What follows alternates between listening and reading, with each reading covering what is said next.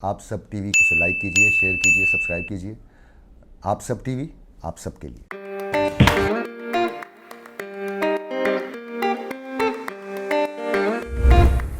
मेरे घर पे नहीं पता था कि मैं ये जॉब कर रहा हूँ, तो ये था कि कोई देखेगा नहीं, किसी को पता नहीं चलेगा क्या हुआ। तो मैंने घर में झूठ बोला कि मेरी कार्गो सर्विस में एज डेटाबेस ऑपरेटर जॉब हो गई। मैंने जाली लेटर हेड बनाया, सब कुछ स्टेम लाके अम्मी अब्बू को दिखाया।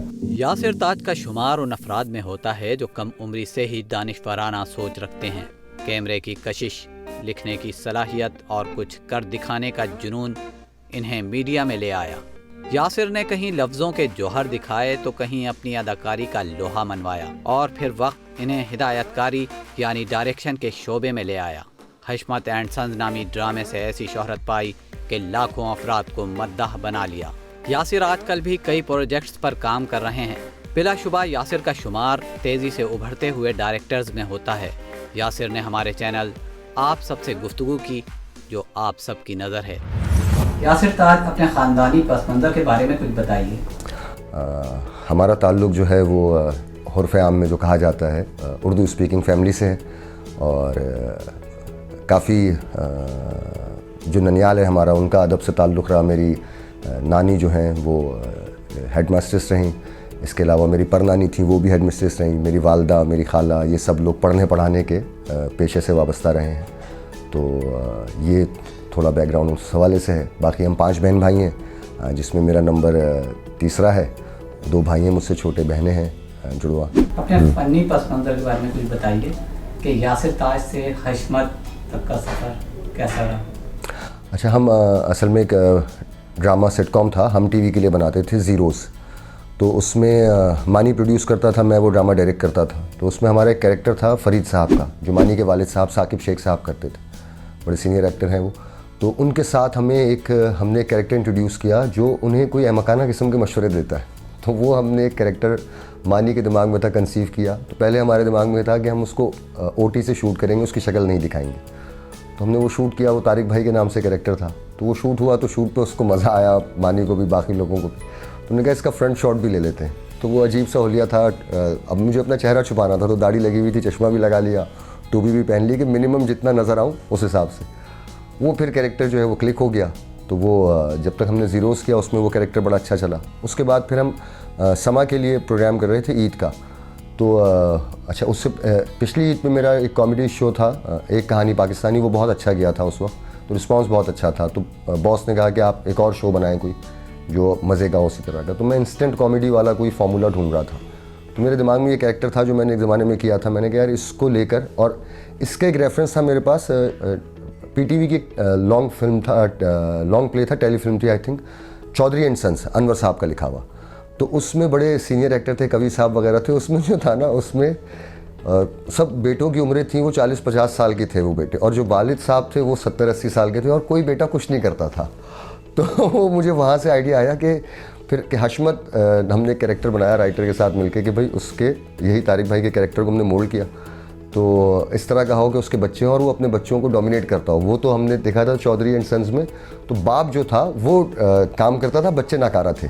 तो यहाँ हमने उल्टा करा। हमने कहा कि यार बाप जो है वो नाकारा हो, बच्चे काम करते हो, और उस क्रॉस में केमिस्ट्री बने। उसके बाद जब वो चल पड़ा और फिर मैं उसे एज हशमत करने लगा, तो दोस्त है मेरे अब्दुल्ला फ़रदुल्ला, उन्होंने एक बड़ी मुझे अच्छी उसमें मशवरा दिया कि भाई हशमत को एक सिम्बॉलिकली पाकिस्तानी दिखा दें, कि जो पाकिस्तानी जो करप्ट हैं या जो चिटिंग करते हैं या जो सिर्फ अपने मफाद पे नज़र रखते हैं, तो सिम्बॉलिकली हम हशमत के अंदर वो तमाम खूबियाँ डाल दें जो किसी ऐसे आदमी के अंदर होती हैं, वो तमाम खूबियाँ। तो ये रेफरेंस रहे। इसके अलावा फिर हशमत, क्योंकि मैं जवान आदमी होते हुए, मतलब अब तो मैं 40 का हो गया माशाल्लाह, जब स्टार्ट किया था तो 30-31 था। तो उस वक्त जब दाढ़ी वाड़ी लगा के, तो उमर भाई को देखते थे, उमर शरीफ भाई को। तो वो जब जवान होते थे तो बुढ़ा घर पर है, तो वो जवानी में जब बूढ़े का कैरेक्टर करते थे तो उनकी स्पीड और उनकी टाइमिंग बड़ी कमाल होती थी, और बड़ा एक अलग रिस्पांस आता था। तो मेरे दिमाग में ये था कि एक बूढ़ा आदमी जब वो स्पीडी काम करेगा, तो वो चाहे वो मारना पीटना हो, वो भागना दौड़ना हो या इस तरह से, तो वो लोगों के लिए, बच्चों के लिए फ़नी होगा। तो वो एक अच्छा रहा रिस्पॉन्स। इसके अलावा जो एक और था,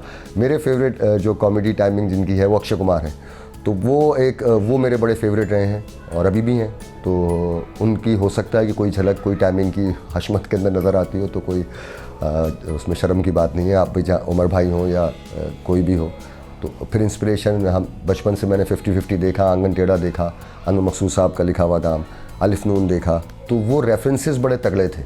तो ये सब देखते हुए बड़े हुए हैं और यही सब चचा छक्कन ड्रामा आता था वो सब, तो ये रेफरेंसेस इतने स्ट्रॉन्ग थे तो उनकी झलक कहीं ना कहीं नज़र आई। उस लेवल का, उस कैलिबर का काम तो डेफिनेटली मैं नहीं कर रहा, तो लेकिन ये है कि वो रेफरेंसेस उन्हीं को देख के बड़े हुए हैं, वही हमारी ऑब्जर्वेशन थी। तो उनके जैसा कुछ बनने, उनसे अच्छा तो नहीं, उनके जैसा कुछ कर लें, ये रहती है कोशिश। तो वो अल्लाह का शुक्र, वो बड़ा अच्छा रिस्पांस आया, लोगों ने उसको पसंद किया। जाहिर है इस काम के दौरान आपको खासी जद्दोजहद करना पड़ी होगी, तो फील्ड में आने के बाद किन मुश्किलात का सामना करना पड़ा आपको? अच्छा, फील्ड में आने के बाद असल में क्योंकि शौक़ से आए थे तो मुश्किल लगती नहीं थी। एक चीज़ का दुख शुरू में था, अब तो वो भी नहीं, वो ये था कि मैं जब आया था तो मेरे यूनिवर्सिटी का तीसरा साल था, मेरे ख्याल में 5 सेमेस्टर हो चुके थे, छठे सेमेस्टर के एग्ज़ाम थे। तो वो मेरी इंडस म्यूज़िक में जॉब थी, एज स्क्रिप्ट राइटर पहली जॉब थी। तो उन्होंने मुझे एग्ज़ाम्स के लिए छुट्टी नहीं दी, तो वो मैं एग्ज़ाम्स में अपेयर नहीं हो सका उस सेमेस्टर में। तो फिर मैंने सोचा चलो अगले साल कर लूँगा ये वो, लेकिन फिर बाद में काम इतना वसी है ये और इसमें मेरा हर चीज़ में इंटरेस्ट रहा, तो मैं फिर उस तरफ जा नहीं सका, तो काम पे ही सारी तवज्जो रही फिर आगे, ये था। अच्छा, तो आपकी पहली जॉब थी स्क्रिप्ट राइटर के? जी। कितने पैसे मिले थे? 5,000 रुपये तनख्वाह थी उस वक्त, 2001 में आई थिंक। क्या किया उन पैसों का? क्या किया, उससे पहले मैं ट्यूशन पढ़ाता था, तो ट्यूशन के मेरे जो पैसे बनते थे ना वो इतने ही बनते थे कुछ ना। तो जब मुझसे नौशीन मसूद जो थी उस वक्त हेड थी इंडस म्यूज़िक की, उन्होंने पूछा क्या सैलरी लोगे, तो मैंने उतने पैसे बता दिए जिनसे मुझे ट्यूशन के पैसे मिलते थे पढ़ाने के। तो वो मैंने लाके अम्मी को दे दिए, जो ट्यूशन के पैसे भी अम्मी को देता था उस वक्त, वो भी अम्मी को दिए। फिर बाद में अम्मी ने उसमें से वापस कुछ पॉकेट मनी जो होता है उस तरह वो दे दिए। पहली बार कैमरे पे कब आया? पहली बार कैमरे में, अच्छा, हम उसी वक्त जब हम कर रहे थे इंडस म्यूज़िक पे एज स्क्रिप्ट राइटर, तो कोई प्रोमो शूट हो रहा था। आई थिंक अनुषे जो वीजे हैं उनका प्रोमो था कोई, तो उसमें अनुषे और डीनो जो वीजे हैं वो भी थे उस वक्त, तो वो होस्ट कर रहे थे। तो उन दोनों से मार खानी थी, हमें छेड़ना था कि अनुषे को, तो मैं और एक कैमरा असिस्टेंट थे वो, और मैं एज असिस्टेंट डायरेक्टर भी था उस शो का। हम तीनों ने जाके अनुषे को छेड़ा, फिर डीनो सुपरमैन की तरह कूद के आता, मैं थप्पड़ मारता। तो ये थी पहली अपीयरेंस। अच्छा, तो हाँ, क्या तासुरात क्या थी? घबरा रहे थे या बड़े कॉन्फिडेंटली आ गए थे जैसे? असल में वो एज स्क्रिप्ट राइटर आइडिया मेरा ही था, तो इसलिए मुझे डर तो था नहीं कोई। ये था कि हाँ बस थप्पड़ खाना पड़ेगा, पहली बार टीवी पे आ रहे हैं और थप्पड़ खा रहे हैं। लेकिन उस वक्त क्योंकि मैंने ना घर से छुप के किया था, मेरे घर पे नहीं पता था कि मैं ये जॉब कर रहा हूँ, तो ये था कि कोई देखेगा नहीं, किसी को पता नहीं चलेगा क्या हुआ। और घर से छुपने की वजह ये थी कि हमारा थोड़ा सा मजहबी बैकग्राउंड रहा, तो ननियाल के अंदर ही, तो कुछ मुझे डर था कि अगर मैं शायद पहले बता दूंगा कि मैं इस फील्ड में हूँ तो मुझे इजाज़त ना मिले कि मैं यहाँ जाना चाहता हूँ। तो मैंने घर में झूठ बोला कि मेरी कार्गो सर्विस में एज डेटाबेस ऑपरेटर जॉब हो गई। मैंने जाली लेटर हेड बनाया, सब कुछ स्टेम लाके अम्मी अब्बू को दिखाया। कुछ 6 महीने तक इस तरह चलता रहा, और उसके बाद जो है फिर एक दिन किसी शो के अंदर, बल्कि मानी सेज आई थिंक शो का नाम था, उसमें मेरी वॉइस ओवर चली। तो वॉइस ओवर चली तो बहन वो शो देख रही थी, उसने वो आवाज़ पहचान ली। उसने फिर पूरा शो देखा तो एंड में मेरा नाम एज राइटर और को डायरेक्टर चल रहा था। तो उस दिन घर में शोर मच गया कि काम ये टीवी पे करता। फिर इतना रिएक्शन नहीं आया, मैं बिला वजह ही डर रहा था, कोई इतना ख़तरा नहीं था, तो सब ने एक्सेप्ट कर लिया उस तरह। तो फील्ड में काफ़ी अर्सा हो चुका है आप, यकीनन बहुत सी दोस्तियाँ भी हुई होंगी, किससे सबसे ज़्यादा दोस्ती? फील्ड के अंदर जो सबसे ज़्यादा मेरी दोस्ती है वो यासिर हुसैन से है, और हमारी दोस्ती को तकरीबन मेरे ख्याल में 2009 में हमारी शुरू हुई थी, और अभी माशाल्लाह 11-12 साल हो रहे हैं। तो और वजह उसके साथ दोस्ती की ये थी कि बहुत सच्चा, बहुत खरा आदमी, बनावटी नहीं है और टैलेंटेड है। मतलब अच्छा और खरा होना बैक वक्त ये बड़ा मुश्किल काम है। कुछ लोग अच्छे होते हैं, शायद खरे नहीं होते उतने, ये खरा भी है और अच्छा भी है। तो इसलिए मेरे ख्याल में मेरी इससे दोस्ती अच्छी हो गई और चल रही है। चलें, वैसी बात की है तो आप मुझे ये बताइए, एज ए राइटर भी हैं, कि खरा और सच्चा आपकी नज़र में क्या है? देखिए, खरा और अच्छा, खरा ये है कि जो मैं आपके बारे में महसूस करता हूँ उसका इजहार कर रहा हूँ बगैर इस झिझक के कि आप बुरा मान जाएंगे या नहीं मानेंगे, क्योंकि मुझे सही लगता है जो बात, मैं वो आप तो बता रहा हूँ। बनस्बत ये कि मैं आपको शुगर कोटेड करके बताऊँ कि नहीं ये है, और दिल में मैं सोच रहा हूँ या किसी और से जिक्र कर रहा हूँ कि यार फ़लाँ आदमी में ये ख़राबी थी, आपकी ख़राबी का जिक्र मैं आपसे ही कर दूँ, तो ये खरापन है। और अच्छी की बात यह है कि उस ख़राबी को बताने का जिक्र डिग्रेड करना नहीं, दूसरे को बेहतर बनाना है। तो वो अच्छा आदमी वही होता है कि जो दूसरे की ज़िंदगी को बेहतर बना रहा है। इसमें किसी की मदद करने का मामला हो, इखलाक़ी तौर पर, ज़बानी हो या फाइनेंशियली हो या किसी भी तरह, या अपनी जिस्मानी तौर पे आप ख़ुद पहुंच गए वहाँ पर, तो उसमें जो आदमी अच्छा होता है वो कोई बहाना नहीं बनाता। वो उसकी जितना उसकी जेब इजाज़त देती है वो उसमें ख़र्च करता है, उसका जिस्म जितना इजाज़त, मतलब वो कहीं रुकता नहीं है उसमें। तो ये मेरे नज़र में पहचान है एक अच्छा और खरे की। बाकी सबकी अलग अलग हो सकती है। अच्छे और खरे इंसान की आपने बता दी। आप मुझे ये बताइए कि लिखारी में क्या खसूसियात होनी चाहिए? अच्छा लिखारी होने के लिए आज के नौजवानों को जो लिखने के लिए नए आ रहे हैं इस फील्ड में, उन्हें क्या करना चाहिए और एक अच्छे लिखारी में किन खसूसियात का होना ज़रूरी है? अच्छा, लिखारी के लिए पहली जो बुनियादी चीज़ है वो मेरे ख्याल में ऑब्जर्वेशन है कि कितना ऑब्ज़र्व करते हैं आप, क्योंकि जो सच है कहानियों का वो हमारे आसपास ही है और वही बताना ज़्यादा ज़रूरी है कि वो सच है। दूसरा, उसके अलावा मैं समझता हूँ कि जैसे एक जर्नलिस्ट को न्यूट्रल होना चाहिए, इस तरह राइटर को भी न्यूट्रल होना चाहिए, क्योंकि अगर वो न्यूट्रल होगा तभी वो कहानी के साथ इंसाफ कर सकेगा। अगर वो यकीनन वो एक किसी के इमोशन के साथ भी लेके चल रहा होगा, लेकिन सियासी तौर पे न्यूट्रल होना, शऊरी तौर पे न्यूट्रल होना, मजहबी लिहाज से न्यूट्रल होना बहुत ज़रूरी है अच्छा कुछ लिखने के लिए, अच्छा असरअंगेज़ लिखने के लिए कि आपकी बात किसी के दिल में उतर जाए। अगर वो बात महदूद होगी, किसी एक ख़ास तबके की नुमाइंदगी कर रही होगी या किसी ख़ास मज़हब की नुमाइंदगी कर रही होगी, तो बात छोटी हो जाएगी, बात कुछ लोगों तक रह जाएगी।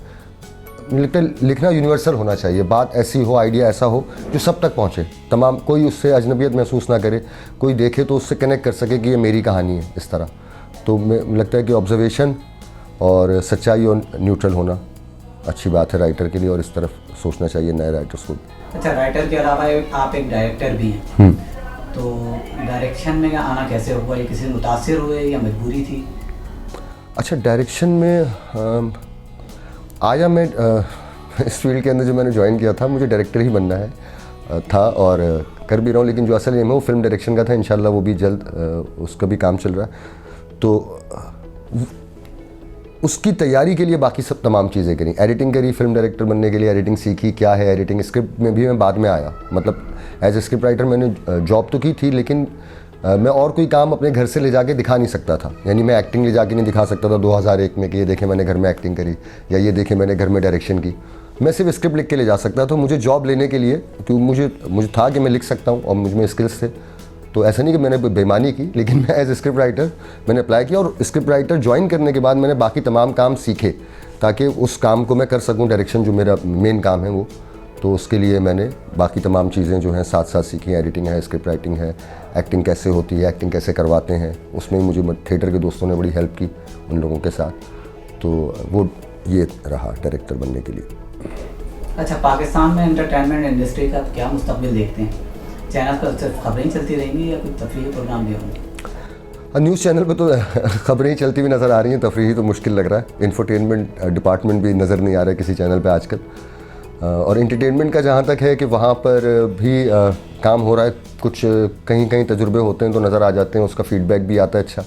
बाकी ये कि जो मुझे नए आने वालों से बड़ी उम्मीद है, नए राइटर्स जो हैं, जो यूनिवर्सिटी से पढ़ के आ रहे हैं या जो पढ़ के नहीं भी आ रहे हैं, जो खुद से अपने आप को एक्सप्लोर करते हुए आ रहे हैं या ज़माने को ऑब्ज़र्व करते हुए अच्छा लिख रहे हैं, तो उन लोगों से मुझे खुद बड़ी उम्मीद है कि वो नई बात कर रहे हैं। हमने अपने बड़ों से कई सवाल किए, अब जो बच्चे आ रहे हैं वो हमसे कई सवाल कर रहे हैं, कई ताले हमने खोले, कई ताले वो बच्चे खोलेंगे। तो जो नए आने वाले हैं उनसे ज़्यादा उम्मीद है कि वो चेंज करेंगे। अच्छा, सुना है शायरी भी करते हैं? शायरी करता हूँ, ये बड़ा ज़्यादती होगी क्योंकि शायरी एक मुकम्मल सब्जेक्ट है और एक बाकायदा इल्म है। तो मैं शायरी करने की कोशिश करता हूँ, ये कहा जा सकता है। या शायरी, वो हमारे एक बड़े अच्छे दोस्त हैं नदीम असद, उन्होंने कहा कि आप उसे तासुर का नाम दे दें, कि आप जो है वो तासुर लिखते हैं। तो शायरी क्योंकि बड़ी एक मुकम्मल काम है, तो इसलिए बड़ा ज़्यादती होगी उन शायरों के साथ अपने आप को शायर कहना कि जो बाकायदा इस काम के अंदर हैं। लेकिन ये मैं समझता हूँ कि शायरी जो है वो ज़रिया है इजहार का। वो चाहे गालिब हों, चाहे फैज़ हों, चाहे इकबाल हों, चाहे जॉन एलिया हों, तो सब ने अपने अपने तरीके से जज्बात का, इंसानी जज्बात का इजहार किया और वो कनेक्ट करती है लोगों को एक दूसरे के साथ। मैं इस तरफ इसलिए आया कि मैं कुछ फेसबुक पे स्टेटस वगैरह ना लिखता था तो बहुत सख्त होते थे। तो मेरे दोस्त हैं अब्दुल्ला फ़रतुल्ला, उन्होंने मुझे मशवरा दिया, उन्होंने कहा यार तुम नसर में बात करो या शायरी में बात करो। वरना तुम जो है अपने खुद भी नुकसान उठाओगे और आगे पीछे भी नुकसान होगा। तो मैंने कहा अच्छा चलो फिर मैं पहले भी 2004-05 में कुछ लिखता था, लेकिन वो नौजवानी का बहुत ही अल्हड़ दौर होता था, तो मोहब्बत के इर्द गिर्द ही बात घूमती थी, उससे आगे जाती नहीं थी, तो उस वक्त मैंने फिर छोड़ दिया था लिखना। फिर अभी क्योंकि फिर सियासी ख़यालात और नज़रियात का इजहार करना था, तो उसके लिए मैंने फिर शायरी का सहारा लिया। मैंने कहा चलो इस तरीके से बात जो है थोड़ी कम कड़वी लगती है और ज़्यादा लोगों तक पहुँच जाती है। तो कहते हैं कुछ लिखने के लिए कुछ पढ़ना ज़रूरी होता है। जी जी। तो किन शायरों को पढ़ा? किन शायरों को पढ़ा? देखिए ज़्यादा जो है ना वो झूठ नहीं बोलूँगा, जॉन एलिया भाई को पढ़ा, और उसके बाद फिर वक्तन फ़वक्तन फैज़ साहब को पढ़ा, गालिब को बहुत पढ़ा, साहिर लुधियानवी, सागर सिद्दीकी, इब्न इंशा। तो मतलब जो किताब या जो चीज़ मेरे हाथ लगती गई मैं पढ़ता गया। मैं उस तरह से अगर फ़ैन होके किसी को पढ़ा तो वो जॉन एलिया भाई थे, उन्हीं को पढ़ा ज़्यादा फ़ैन होके। बाकी जो थे वो जो मेरे हाथ सिलसिला आता गया, मुनीर नियाज़ी साहब हूँ, जो भी किताब मुझे मिली, जो भी, जहाँ बशीर बदर साहब को मैंने पढ़ा, शुरू में स्टार्ट में वसी शाह को बहुत पढ़ा है 20-21 साल की उम्र में उस वक्त। तो जो पढ़ने का मुझे उस वक्त बहुत क्रेज़ था, तो जो सामने आता था मैं पढ़ जाता था। अच्छा, शायर से अगर मोहब्बत के बारे में सवाल ना किया जाए तो गुफ्तगू मुकम्मल नहीं होती। तो कितनी मोहब्बतें करनी है अब तक? देखिए मोहब्बत जो होती है ना वो एक मेरे ख्याल में साहिर साहब का शेर है वो, उनका जो काम है वो अहले सियासत जाने, मेरा पैगाम मोहब्बत है जहाँ तक पहुँचे। तो मोहब्बत जो है वो अगर उसको हम मिजाजी भी रखें ना कि भाई हम हकीकी मोहब्बत की बात ना भी करें, मिजाजी भी हो, तो उसकी ज़रूरत रहती है इंसान को, क्योंकि इंसान डेली बेसिस पे कुछ ना कुछ, अगर कोई आपको चाह नहीं रहा, आप किसी को चाह नहीं रहे, तो जीने का मज़ा नहीं आ रहा, समझ रहे? मतलब फिर रोबोट हैं आप, फिर आप अकेले आदमी हैं दुनिया में। मतलब कोई, जैसे हम कहते हैं ना इंसान और जानवर में क्या फ़र्क है, मुझे लगता है मोहब्बत का फ़र्क है। जानवर उस तरह से मोहब्बत का इजहार नहीं कर सकता, उस तरह मोहब्बत को लेके नहीं चल सकता जो इंसान कर सकता है। चलें, शायरी हकीकी हो या मिजाजी हो, उसमें ये बताएं कि आप उन्वान को अहमियत देते हैं या अल्फाज को? मेरे ख्याल में बुनियादी तौर पे तो मैं उन्वान को अहमियत देता हूँ। अल्फाज तो फिर उसके सहारे के ढूंढता हूँ कि भाई कि जिसके ज़रिए वो उन्वान बयान हो सके, तो उन्वान की अहमियत ज़्यादा है, अल्फाज तो फिर उसका सहारा है उसमें, जो मेरा नज़रिया है। बाकी यकीनन मैं शायरी के ऊपर ज़्यादा बात करते हुए घबराता हूँ, क्योंकि भाई माशाल्लाह इतने सारे शायर हजरात हैं, वो सोचेंगे देखो ज़रा पता कुछ है नहीं और बातें कैसी कर रहा है। चलिए, ज़िंदगी चल रही है, चलती रहेगी इंशाल्लाह। कोई ऐसा वाक़या बताइए जिसने आपकी ज़िंदगी में तब्दीली लाने का बाइस बना हो, ज़िंदगी बदल कर रख दी है, ख़यालात बदल कर रख दिए हैं। अच्छा देखिए, पहले मैं समझता हूँ कि एक वाक़या नहीं है, बहुत सी चीज़ें। हम जिस तरह शुरू होते हैं, हम कराची की पैदाइश है मेरी, और कराची के हालात 90s में सबको पता है कैसे थे। तो 92 का वर्ल्ड कप भी मुझे याद है, 92 का ऑपरेशन भी मुझे याद है, फिर मुझे 97 भी याद है, मुझे ये सब याद है। फिर मैंने 2001 भी देखा, मैंने वो भी देखा जब वॉर ऑन टेरर हो रहा है। पहले यहाँ पर कैंप लगा करते थे, फिर ऑपरेशन शुरू हो गए, लोगों को उठाने लग गए, वही लोग जो पहले फेवरेट होते थे वो मफरूर हो गए, वो उन्हें सज़ाएँ होने लग गई। तो उस दौरान फिर मजहबी ख़यालात, सियासी ख़यालात, तो वो और शऊरी कैफ़ियतें वो बदली। वो जो मैं कहूँगा कि मैं 90s में जो बच्चा था या जो चीज़ों का तासुर लेके बड़ा हो रहा था, वो बाकी बड़े होने के बाद, शऊर आने के बाद, लोगों से मिलने के बाद, एक्सपोजर के बाद वो बदला। तो कोई एक वाक़या नहीं है। मैं समझूंगा कि 20 साल पहले मैं शायद उस आपको जुलूस में खड़ा हुआ नज़र आता है जो नारे लगा रहा होता है कि उसमें, लेकिन अब मैं समझता हूँ कि मैं वहाँ पर हूँ कि जहाँ मैं शऊरी तौर पे हर चीज़ को समझने की कोशिश करता हूँ कि वो क्यों है और क्या है। कहते हैं मीडिया इंडस्ट्री में काम करने वालों को वक्त बड़ी मुश्किलों से मिलता है अपने लिए। जो फारिग वक्त मिलता है आप क्या करते हैं? कोई हॉबी वगैरह के बारे में बताएं, कोई आपका क्या मशगला है? मशगला देखें, इस फील्ड से हैं तो पहले किताबें पढ़ने का था, क्योंकि अब किताबें पढ़ने का टेम्परामेंट उस तरह नहीं रहा। अब ये है कि फ़िल्म देखता हूँ, अब सीजन्स हैं वो उस तरह से वो देख रहा होता हूँ, या फिर दोस्तों के साथ कोई हमारा प्लान हो जाए आउटिंग वगैरह का तो वो हो जाता है। तो बस महदूद मशगलें, बहुत ज़्यादा नहीं कुछ। खाने के मामले में कैसे हैं? खाने के मामले में बहुत चूज़ी हूँ, इस लिहाज से कि अम्मी के हाथ का खाना ही पसंद है मुझे, और उन्हीं के हाथ का ज़्यादातर खाता हूँ। होटलिंग बहुत कम करता हूँ, ज़रूर बहुत मजबूरी के कहीं दोस्तों के साथ हैं या उस तरह से। अदरवाइज़ मैं कोशिश यही करता हूँ कि ज़्यादातर घर पे खाना खाऊँ। तो वालदा के हाथ का खाना मुझे पसंद है। चलिए, वालदा के हाथ का तो होता है, कभी वालदा बिज़ी हों, तकरीब में गई हूँ, घर पे ना हूँ, हाँ। तो कुछ अपने हाथ से कभी कुछ बनाया? अपने हाथ से मैं तजुर्बे कर लेता हूँ। रोटी बनाई, पराठा बनाया अंडा बनाया, चाय वाय तो बना लेता हूँ। बाकी ये कि जब छोटे थे ना तब अजीब अहमखाना हरकतें करते थे हमें वो क्या कहते हैं, बारबेक्यू करना तो आता नहीं था, तो छुरी के ऊपर बोटियाँ लगाकर उस पर आड़ा टेढ़ा जो मसाला लगता था लगा के वो भूनते थे, कच्ची पक्की वो। लेकिन बड़े होने के बाद बिला वजह ट्राई नहीं करता। कुछ कबाब वबाब हैं, एक आध दफ़ा कभी वो तल लिया निकाल कर, उससे ज़्यादा नहीं, बस बहुत महदूद है। चलिए अभी मुझे एक सवाल और बता दें, एक सवाल का जवाब दे दीजिए। अगले 5 साल में आप अपने आप को कहाँ देखते हैं? अच्छा देखिए, हम अगले 5 साल में मैं अपनी प्लानिंग के हिसाब से तो मैं समझता हूँ कि मुझे एज़ फिल्म डायरेक्टर होना चाहिए, और एज़ फिल्म डायरेक्टर ही काम करता हुआ अपने आप को देख रहा हूँ। बाकी देखें, गैब का इल्म अल्लाह ताला को है, और हमें नहीं पता हालात क्या करवट लेते हैं और ज़िंदगी आपसे क्या काम ले लेती है, कुछ नहीं पता। वैसे अपने आप को एज़ फिल्म डायरेक्टर देखता हूँ 5 साल। फिल्म इंडस्ट्री का मुस्तकबिल क्या है पाकिस्तान में? अच्छा, फिल्म इंडस्ट्री का पाकिस्तान में जो है ना बड़ा एक, क्योंकि हम एक दौर से गुजरे हैं पूरा। मुझे याद है हम अपने बचपन में हमारे वालिद साहब हमें सिनेमा लेके जाते थे, और हमने मिस्टर 420 सिनेमा पे देखी, उमर शरीफ की, और बहुत सारी फिल्में मैंने, डाई हार्ड, इस तरह मिशन इम्पॉसिबल, बचपन में तो नहीं लेकिन वो तो खैर उसमें थी। तो ये था कि फैमिली के साथ हम सिनेमा जाने का रिवाज था, तो इतनी मायूब नहीं समझा जाता। फिर एक दौर आया कि पूरा सिनेमा जाना जो है वो इतना मायूब हो गया कि फैमिली के साथ जाना लोगों ने छोड़ दिया, और वो इवन हमारी अपनी फैमिली ने जाना छोड़ दिया उस तरह। तो एक मजहबी लोगों के दिमाग में आ गया कि ये हराम काम है, ये गलत काम है। अभी बड़ी मुश्किल से जाके जो रिवाइवल है वो सिनेमा के रिवाइवल के साथ साथ लोगों का एक सोच का भी रिवाइवल है कि भाई ये काम के तौर पर है, जैसे बाकी काम होता था, जैसे पहले भी लोग बनाते थे, फिल्में देखते थे जाके, एक एंजॉयमेंट है, एक तफरीह है, तो और रिलैक्सेशन है आपको, और उस मीडियम है एक बात करने का। लोग जैसे इंडिया के अंदर मेरे बड़े अच्छे फेवरेट डायरेक्टर हैं राजकुमार हिरानी, तो वो सब्जेक्टिव बात कर रहे होते हैं। 3 इडियट है, पीके है, मुन्ना भाई है, तो वो एक बड़ा अच्छा फिल्म के मीडियम से मैसेज दे सकते हैं, तो देते हैं वो। तो हमारे पास भी ये मीडियम है, तो लोगों को ये माइंडसेट पब्लिक का चेंज होना है कि भाई सिनेमा जाना है, क्योंकि अभी पूरे पाकिस्तान में मुश्किल से मेरे ख्याल में 250 स्क्रीन्स हैं। अब 250 स्क्रीन में एक लिमिटेड ऑडियंस है, वही 500-700 का टिकट जो अफोर्ड कर सकते हैं, क्योंकि एक आदमी का पर हेड वो 1000 रुपये बन जाता है, तो वो एक लिमिटेड ऑडियंस है, वही आ रही है। तो मेरी एक ख्वाहिश है और मैं कोशिश भी है कि किसी तरह सिनेमा के टिकट 200 रुपये तक आए, 100 रुपये तक आए, स्टूडेंट्स अफोर्ड कर सकें, आम आदमी अफोर्ड कर सके वहाँ तक, और लोगों के अंदर ये सिनेमा जाने का रुझान। अब जो वाइस वर्सा है कि पैसे कम होंगे तो शायद लोगों का तवज्जो जाए उस तरफ, क्योंकि एक आम आदमी या मिडिल क्लास या लोअर मिडिल क्लास 5-6 लोग अगर सिनेमा जाते हैं तो 6000 रुपये एक रात में खर्च हो गए, तो वो इतनी अभी लोग कमा ही नहीं सकते, तो कहाँ से वो होगा। तो ये है कि भाई किसी तरह टिकट कम हो, और टिकट कम होंगे तो इंशाल्लाह मुझे उम्मीद है लोगों की सोच भी बदलेगी, लोग सिनेमा जाके देखेंगे, तो मुस्तकबिल इंशाल्लाह अच्छा होगा। अपना कोई शेर या नज़्म सुनाएं। ख़िता है 4 लाइनों का कि हम कहाँ के दाना हैं, हम कहाँ के मीर हैं, हम बस उसूल इल्म के अदना से फ़कीर हैं। जौन अपनी जान है, जालिब है जिगर अपना, गालिब के ग़ुलाम हैं हम, फैज़ के वज़ीर हैं।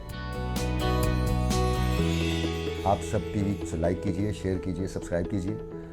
आप सब टीवी आप सब के लिए।